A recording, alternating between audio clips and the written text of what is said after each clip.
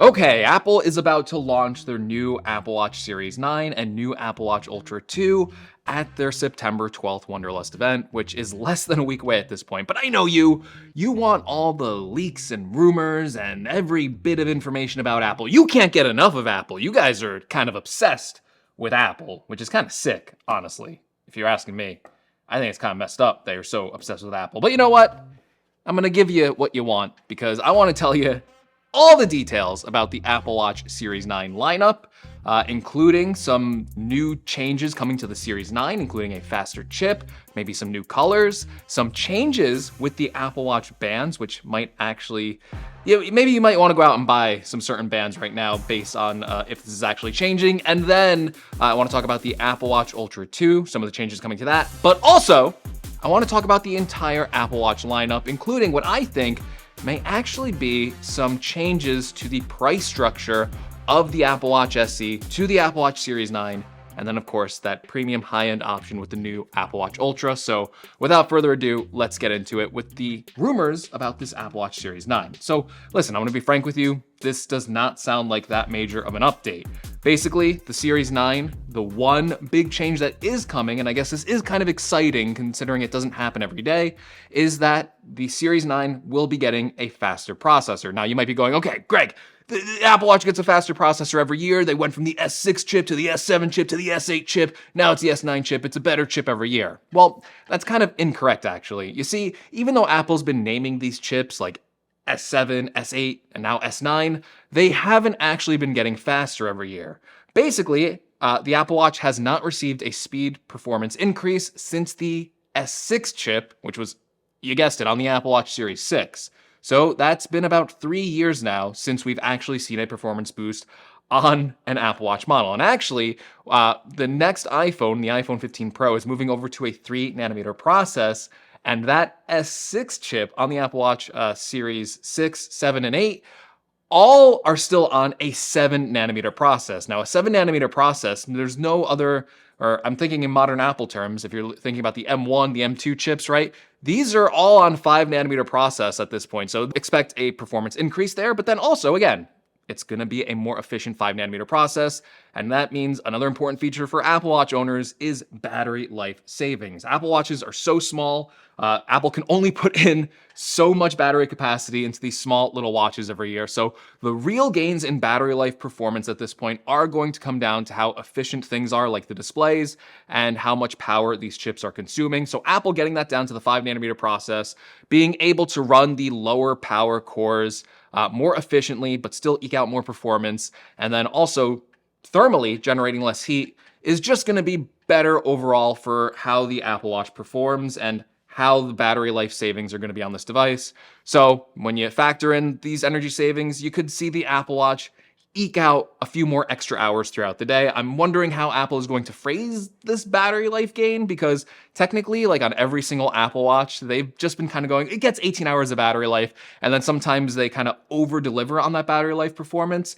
Apple introducing that new low power mode last year with watchOS 9 was a really nice thing for the Apple Watch battery life, and it really extended it to like true multi-day battery life. So maybe when you're using it in the regular mode, you'll be comfortably able to eke out like 2 days of battery life. And then when you go to that ultra low power mode, maybe like 3 to 4 days. But yeah, basically S9 chip, that's going to be the major upgrade on the Apple Watch Series 9.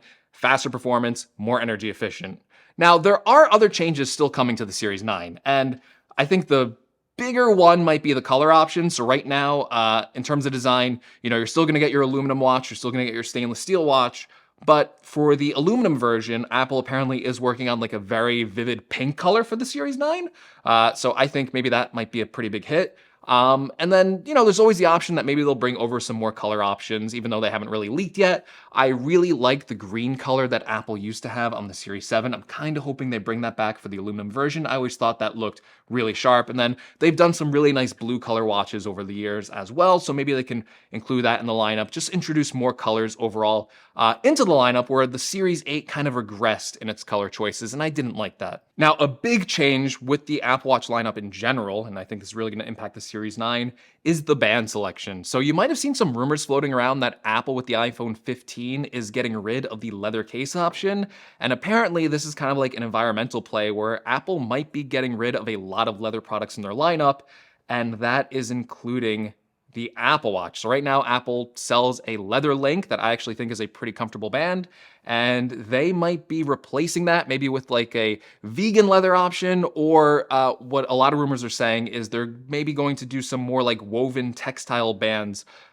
for the Series 9. And in general, they might just be dropping all leather Apple Watch bands. And that might impact the lineup because apparently Apple does have a partnership with Hermes, and one of the exclusive parts with the Hermes Apple Watch Edition is, of course, that Hermes has some really fancy leather bands. So apparently, Apple is discounting those so deeply, like 90% discounts on those bands to their store employees. They're trying to get rid of them.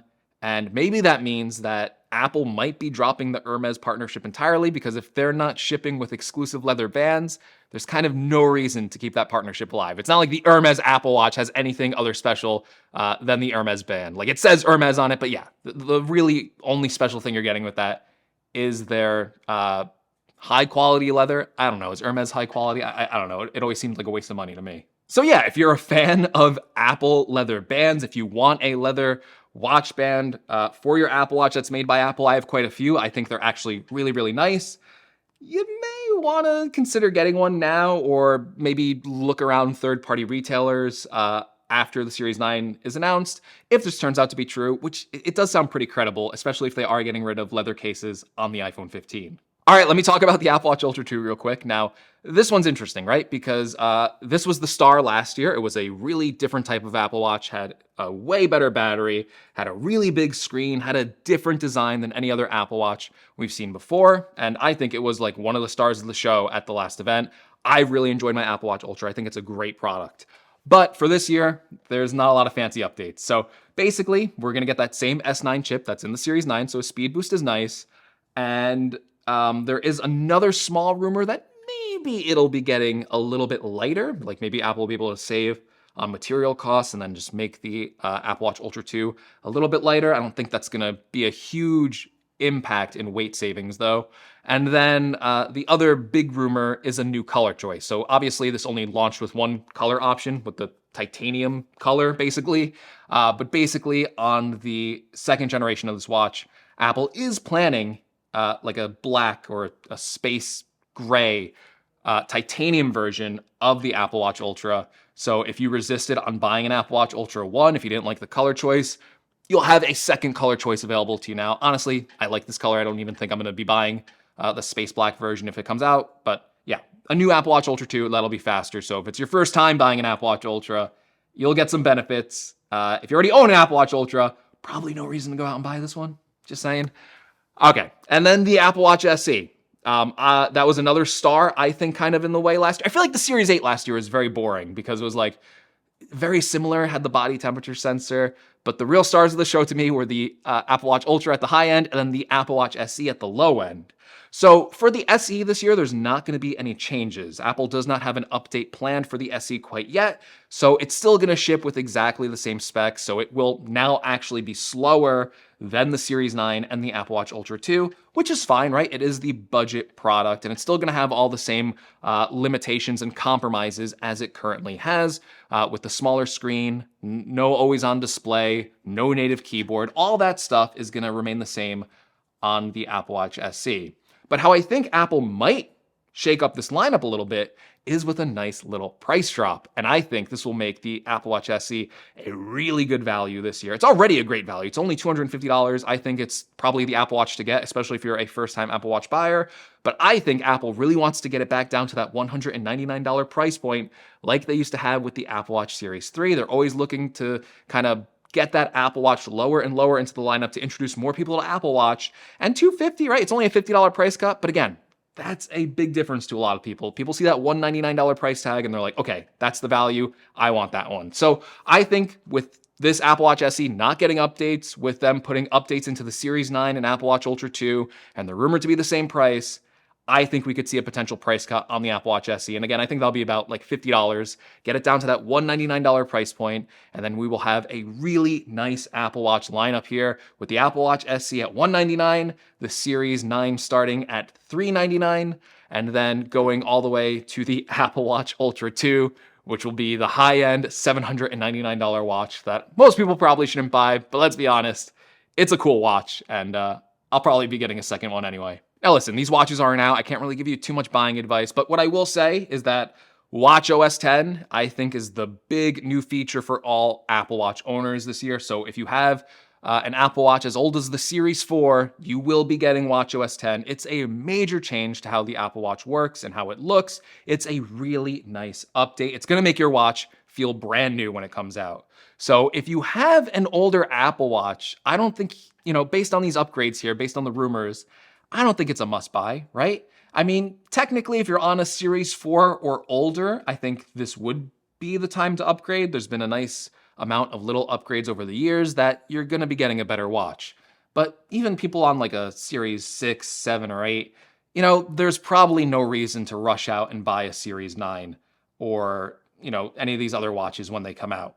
So that's my advice now, not knowing exactly what Apple has planned here, but with a pretty good idea. Again, look forward to watchOS 10. It's going to make your watch feel brand new. Again, these are accessories. They're not like main products. They're still tied to the iPhone.